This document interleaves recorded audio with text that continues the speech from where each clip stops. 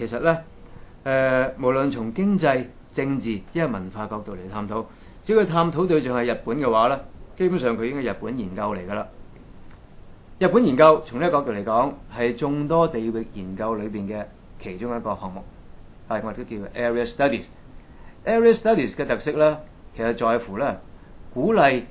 打破傳統學問領域嘅框框嚟到去思考，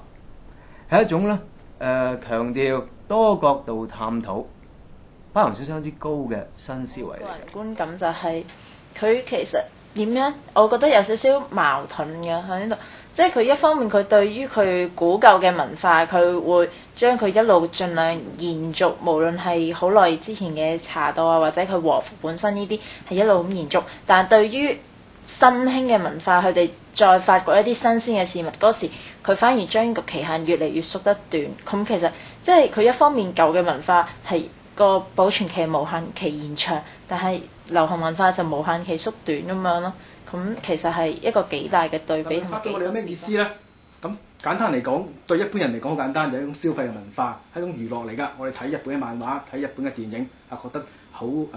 刺激或者好有娛樂性。但係進一步嚟講，我哋透過呢咁嘅日本嘅文化啦，係睇到好多嘅嘢㗎嚇，睇到日本社會啊、經濟文化各方面嘅嘢㗎。呢個亦都係一種媒介嚟㗎嚇，認識日本嘅媒介嚟㗎。新嘅經歷可能就係即係有呢個 home visit 嘅 program 啦。我留學嘅大學入邊，咁咧就會喺 weekend 啊放假嘅時候咧，就會去啲日本人嘅屋企度。即係一齊同佢哋生活咁樣嘅時候，就會體驗到佢哋生活上嘅嗰種咁嘅規矩啊咁樣。咁呢樣嘢我覺得即係你唔到日本，你係唔會接觸到呢啲咁嘅study tour。The thing about our program is that it allows our students to spend 1 year living and studying in Japan. And during this year, they make friends, they learn the language, and they gain a really deep understanding of Japan.They bring this knowledge with them back to Hong Kong for their 3rd year of study, and they keep the memories with them for the rest of their lives. So it really changes the lives of our students.